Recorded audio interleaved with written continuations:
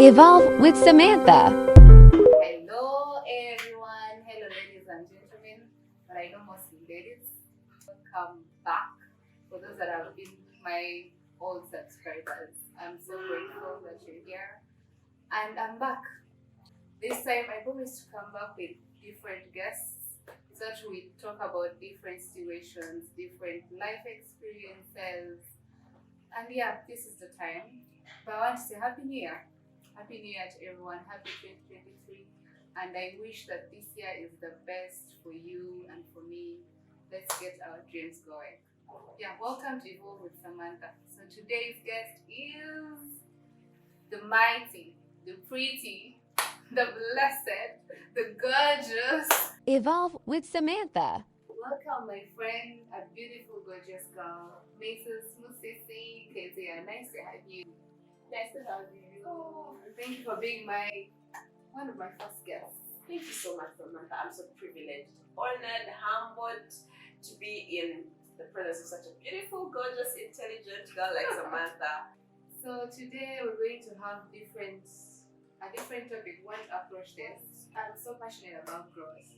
So I want us to grow in different areas of our lives, and I want like-minded people or even better people to help me help a younger girl out there, or even an older girl that wants this knowledge and all that, to grow, evolve in femininity, faith. Right. So I wanted us to do icebreakers. Okay, Later. Are you good at that? Oh my god, okay, let's see where it goes. Alright. Did dog did Duke's garden? Oh, did dog Duke's garden? This is crazy. Wow. Let's see. Did Doug, it's actually Doug, I think. Did Doug dig Dick's garden? Or did Dick dig that? No, we're doing this. Alright, another one. Joyful joggers jog joyously. Joyously? Joyful joggers jog I joyously. think that one's easy. Really? Joyful joggers jog. No? Joyful joggers jog joyously. Joyful joggers jog joyously. Yeah, that one is. Alright, and the last one. James, John, Jenny, and Johnny are joggers. James, John. James who? James, John, Jenny, and Johnny are joggers. James, John, Jenny, and John. Are joggers. James, John, Jenny, and joggers.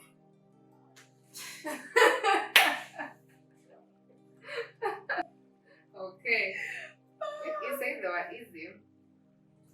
James, John, Jenny. James, John, Jenny, John are are joggers. joggers. The names are confusing. There's a Jones and a John. That's why they're tongue twisters. Alright. So as I said, I met her on Instagram, and what really stood out for me was she is young. I hope so. But I believe she's young. I don't want to expose her age, definitely. We are ladies. She's a very young mom, young wife, and an entrepreneur, and also very in touch with her spirit life, right?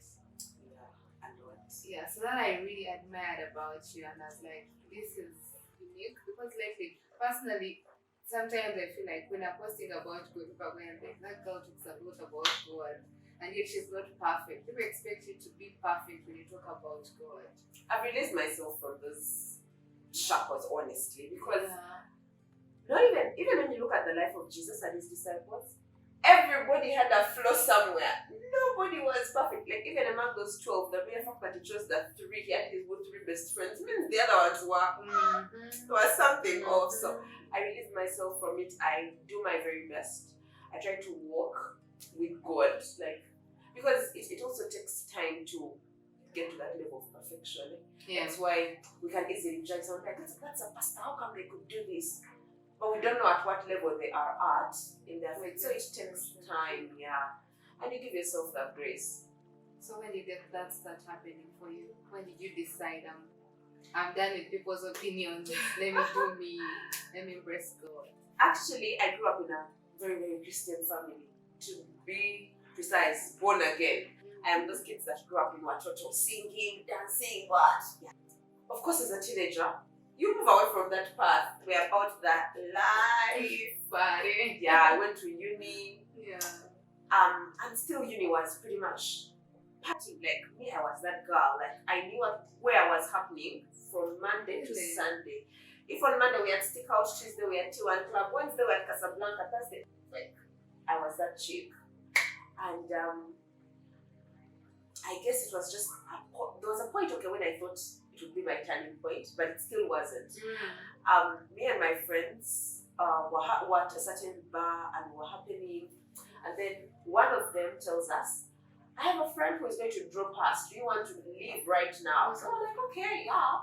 So we get into this guy's car, and this guy takes us. So we're like, we need to, like, he's supposed to be dropping us at uni. And then he says, no, there's the police was doing those rounds of alcohol check back then, Kaunyemu. Yeah. So he was like, no, there's Kaunyemu that side, so we're going to use another route. And this guy takes us and says, and then he takes us to the other gate, which is not open at that time. So he says, okay, this is not open, it's like 3. I can take you guys to my place and we'll be back. I'll drop you in the morning when I'm going to work. So we go to the guy's place. This guy's place was like, you know those homes you get into like and you're like, Do we have a home? is this in Uganda? So we get into this guy's house. And then it's like, oh, feel at home. This guy's the kitchen, Instead of the Hollywood kitchen. everything. So you know how you're hungry from being out. There was pizza, so I got piece of pizza, made cereal, sat beside watching TV. What time was that? So it was like 4 a.m. now. And so this girl who knew the guy goes in with the guy. So we're like, we're going to do their things, like, man, that's none of our business. Yeah. And then 3 other guys come out. The house was so big. So I think it had like different rooms or something. So 3 other guys come out and they're like, hi, I want to be your friends, or she. So I'm like, okay. So these guys start getting a bit weird. Yeah. And so I'm like, I'm not about this thing. First of all, when I was at uni, I was dating this one guy who I dated all my uni life. So I was really not about that. Yeah, you were saving yourself for him. Yeah.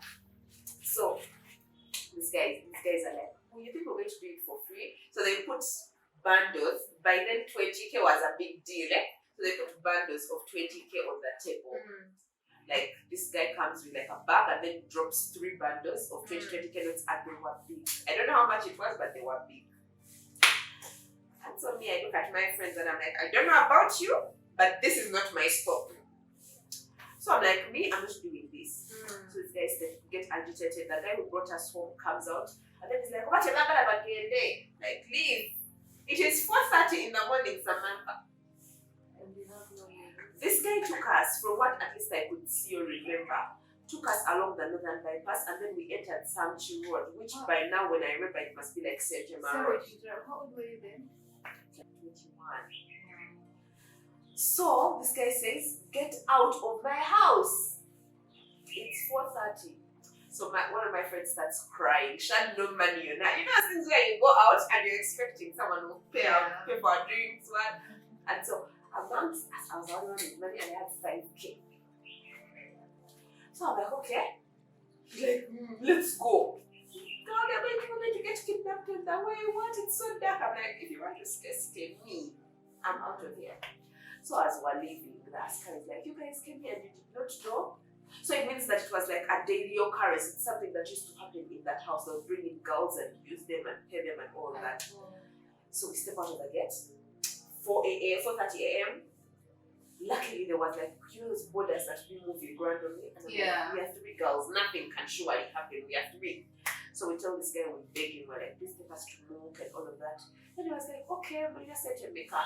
So we're like, we really don't have money. The truth is, I told him, I will send you mobile money in the morning. Please just take us.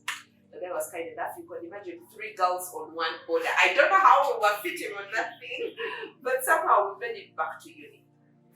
And I was so traumatized for a month. I remember I did go out. The only thing I was doing was reading my books. I was like, is this what this life is about?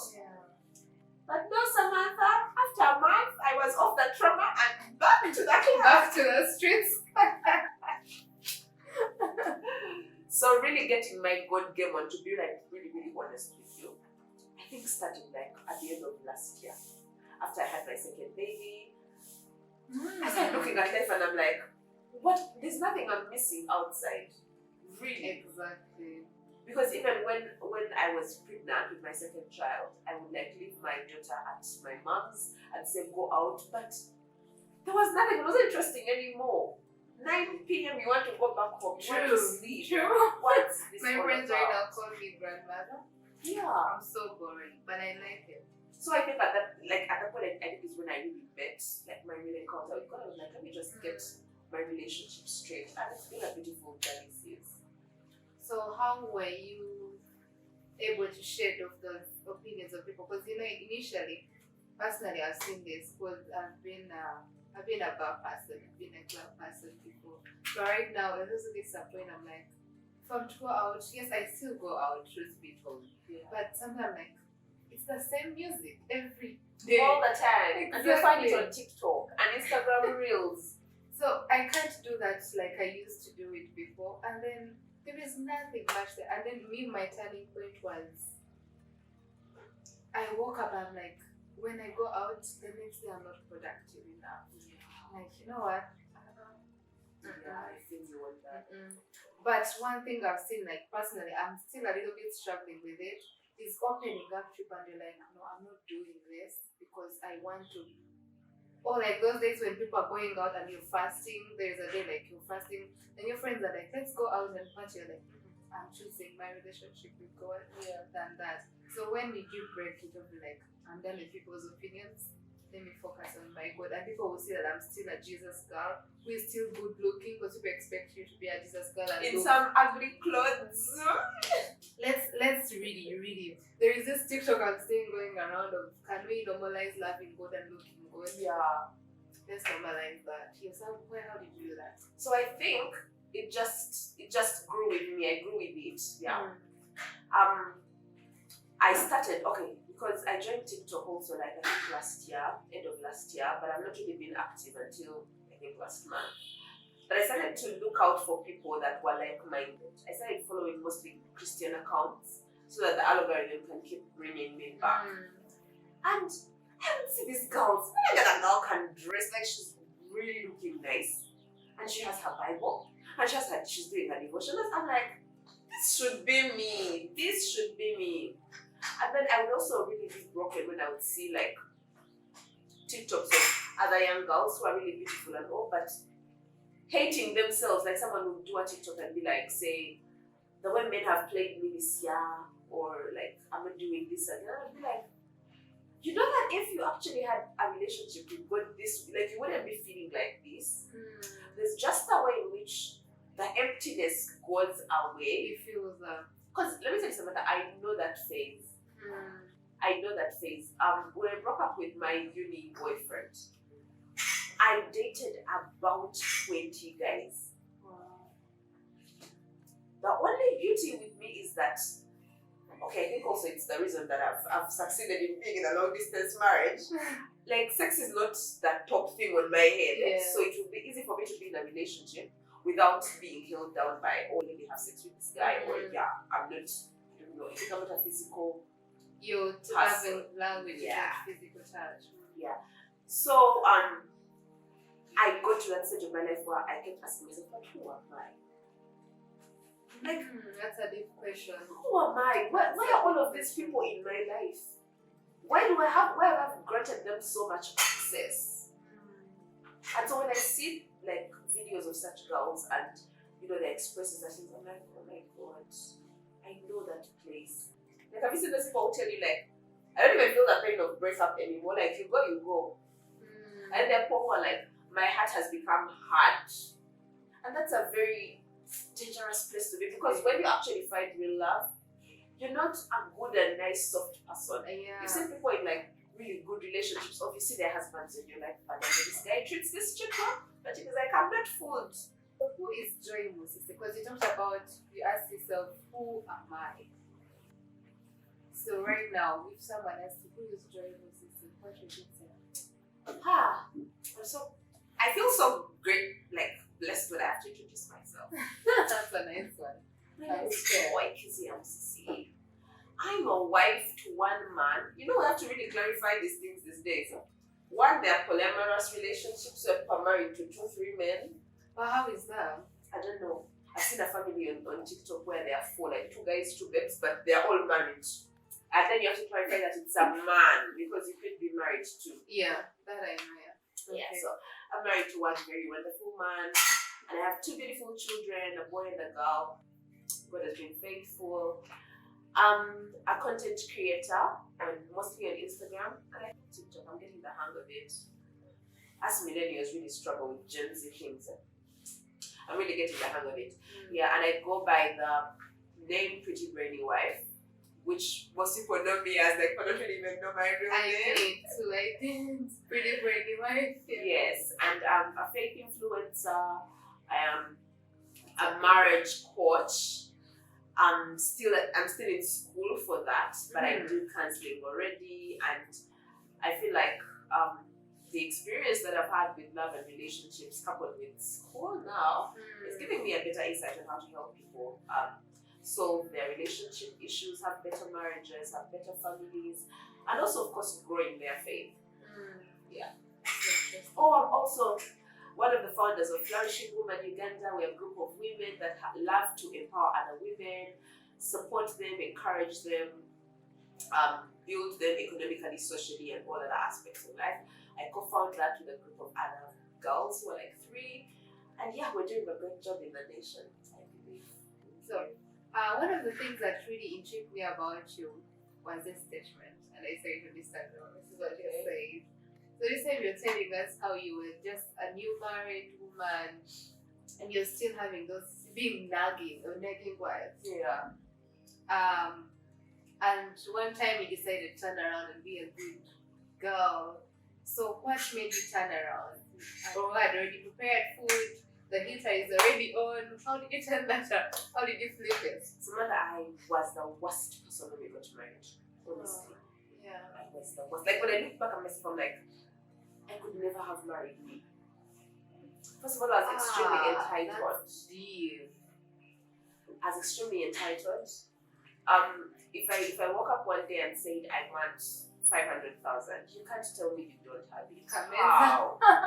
Like, I'm your wife. You should find a way. And I remember one time, I think it was like 3 months into our marriage. One time I asked for money. I need to do my hair. And then he said, it's almost the end of the month. I'll give you money next week.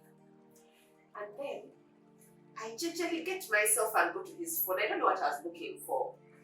And then I see that he had sent a cousin of mine money. And I'm like, I asked you for money yesterday, and today you sent my cousin money. And then try to explain and say, you see, you're my wife. And for you, I can give you at any time. But if this one person needs a one-time bailout, like help, I think it would be more prudent that I help this one. But I was not listening to that. I wouldn't. I was not listening listening to it. I was like, no, take other people like over me. Why would you take someone else, you know, in a higher regard than myself? Then I was proud. I was very proud. Of course, the Bible says we are the crown. When he finds you, he's found favor. But now for me, I think I took it a notch higher. I was proud. Like, every time I'd be like, if you can't put up with me, you can leave. We can get done with this marriage.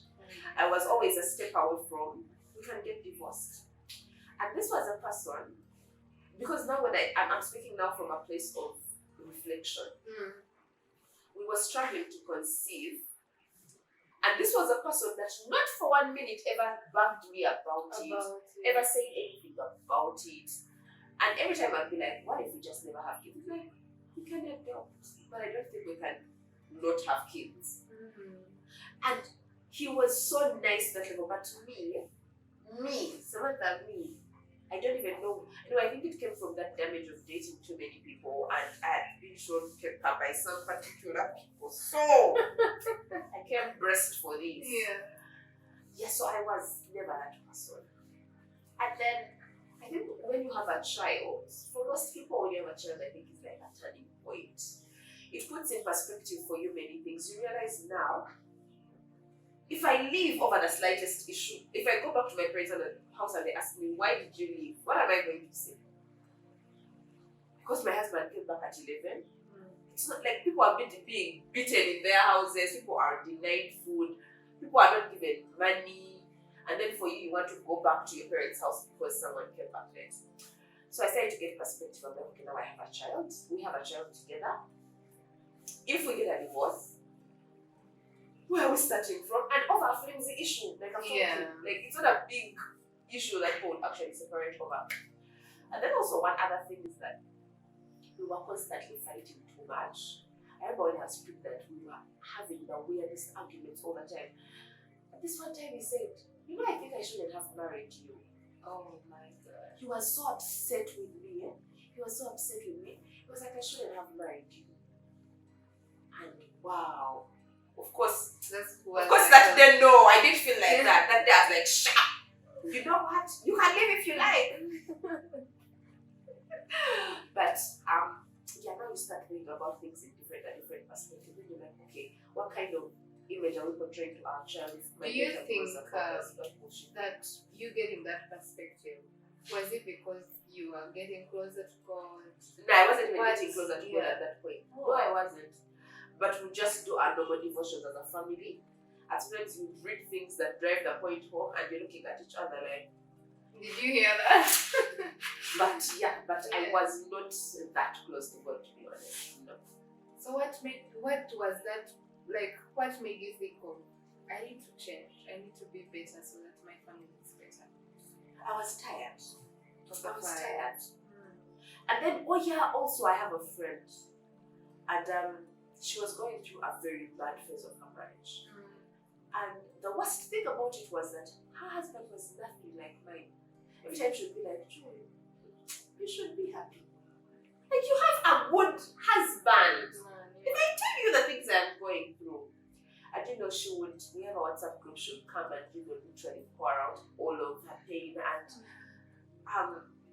we would just feel sorry for her and stuff. And then when I would go back and be like, but my husband is not doing any of these things. Why am I being such a bad person?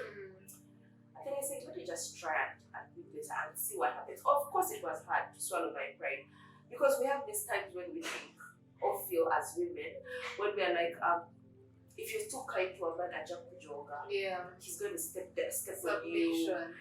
Why are you submitting? And sometimes submission is where the peace is. I remember there's a quote in the movie War Room where this lady says submission is you dark, someone can beat your husband on your behalf. So I realized there was actually joy in submission. Every time that we were not fighting or arguing, my husband loved me more. He would surprise me with money, surprise me with gifts. When we are fighting, I'm not getting any of this. So like, why am I putting myself in all of this stress? It was not worth it, obviously. Not that we don't fight anymore, but we fight from better perspectives. If, for instance, something pisses me off that he has said, I'm like, can we talk tomorrow? Like, today is not a good day. By tomorrow, you have a better, clearer picture. You're not angry anymore. If you have something to say, you say it in a better way, in a more constructive way. Yeah. That what has reminded me of something. Do you realize that when you get closer to God, when you get in a more deep relationship with God, the thing it actually does is change you. Yes. I've gotten from a place of praying for my husband to change. I'm going to tell you something. My husband, first of all, is not the lovey-dovey type. Okay, at least the him before he moved, he was never that. We get straight to the point. Like, if I tell you I love you today, that should carry you for the next 3 years. Like, you should not expect unless I change my mind. Oh my God. He was not the surprise. Oh, he won't surprise you, he'll tell you, dress up, we are going here because today is your birthday. Like, no element of surprise. No. So I would feel bad. I would see couples doing this really nice, lovey-dovey stuff. And my husband was all about, even when we go like to a nice place, not taking pictures or what, just like live in the moment. Why are you like on your phone and all of that? So I felt bad. So I'd ask God, please change my husband. And then when I started to reflect a lot on my life and my relationship with God, I realized that God was actually changing me to see Him for who He is. Yeah, the way God sees Him. And when I started to be more patient and tolerant with him and understand him, we would go on a date and I would not touch my phone. I would not take. Yeah, we're those people who don't have honeymoon pictures. You'll be shocked. Content creator as I am. As you are, the both of you. Yeah, like there was a part of my life where we have no pictures, no videos, nothing. Did you ever feel like you're being hidden? No, Hidden. Okay. no, because my husband being my husband, he has 5 friends in this world, and I'm in those 5. If he's not with me, he's with A or B or C. Like, his life is like that. So there was really nothing that I felt like maybe he's just being secret or private for a reason. That he's just an introvert. And then when I started to see him and be tolerant and understand him like that, I started to realize that he also became better. Yeah. I don't know how it happened. Is it because I stopped nagging and pushing? I don't know. Or is it because God was working on my head and working on his head as well? Yeah, now my husband is like, I will have forgotten it's your anniversary and It shows up. flowers, cake, what? Like, things he couldn't do when we were in the same vicinity together. Wow. So I'm excited. I can't wait for what my marriage will look like when we reunite. I know. That's sweet to hear.